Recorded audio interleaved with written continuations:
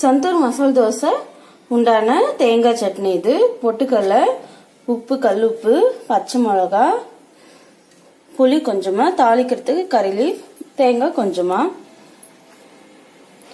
இந்த ஸ்டைல நம்ம அரைச்சிக்கலாம்.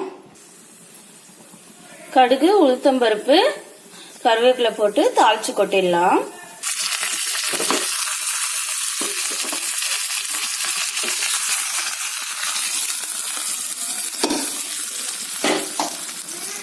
இப்ப சந்தூர் ஸ்பெஷல் மசாலா எப்படி ரெடி பண்ணலான்னு பார்க்கலாம். கொஞ்சமா எண்ணெய் விட்டுருக்கேன். கடுகு, உளுத்தம்பருப்பு கொஞ்சமா, கடலைப்பருப்பு கொஞ்சமா,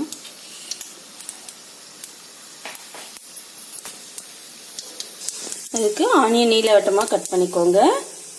பச்சை மிளகா, கருவேப்பிலை, ஒரு 1.5 ஸ்பூன் கடலை மாவு,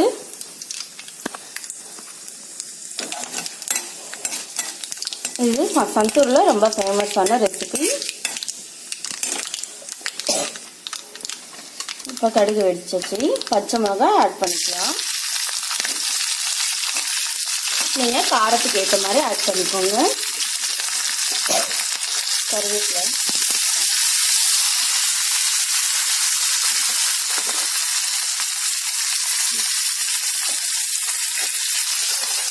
வெங்காயம்,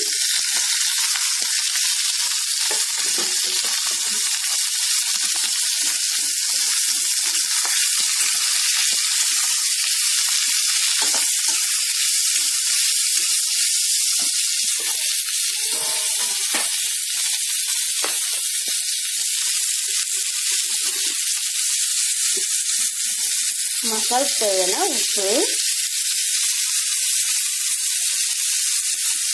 மஞ்சப்பொடி கொஞ்சமா, நல்லா மிக்ஸ் பண்ணி வச்சுக்கணும்.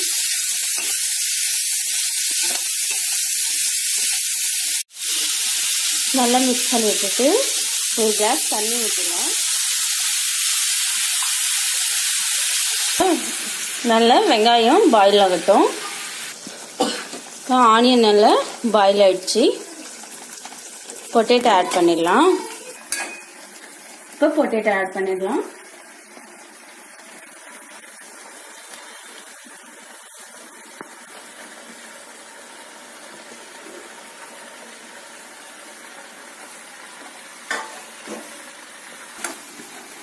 கொஞ்சம் பொட்டேட்டோ போட்டோன்னே நல்லா மிக்ஸ் பண்ணி விட்டுடுங்க.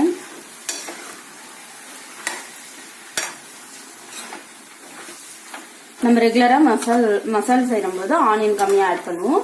இந்த சந்தூர் ஸ்டைல்ல கொஞ்சம் அதிகமா ஆனியன் ஆட் பண்ணுவோம். சீக்ரெட் இன்கிரீடியன்ட் உங்களுக்கு சொல்லி கொடுத்துருக்கேன்.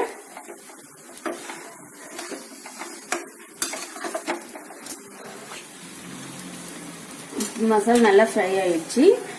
சால்ட் பார்த்து ஆட் பண்ணிக்கோங்க, கம்மியா இருந்தா. இப்போ கடலை மாவு நம்ம ஆட் பண்ணிடலாம். உங்க வீட்டுல கெஸ்ட் வந்தா நீங்க செஞ்சீங்கன்னா வித்தியாசமா இருக்கும்.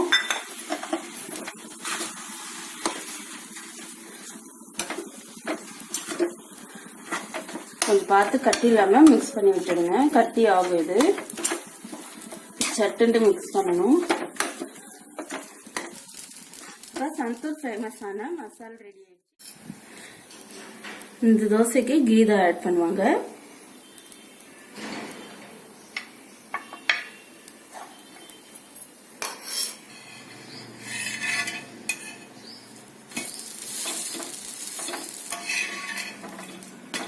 தோசை இப்போ 2 சைடும் குக் ஆயிடுச்சு. ஃபர்ஸ்ட் வந்து சட்னி ஆட் பண்ணணும்.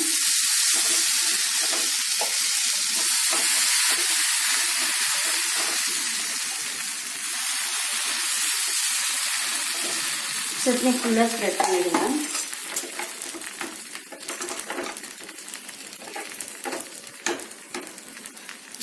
மசாலா கொஞ்சமா வச்சு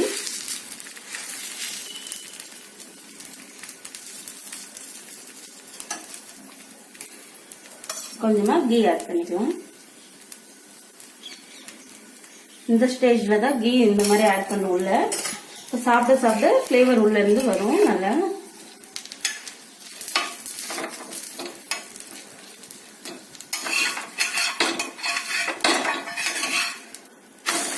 சைடு திருப்பி போட்டுடுங்க.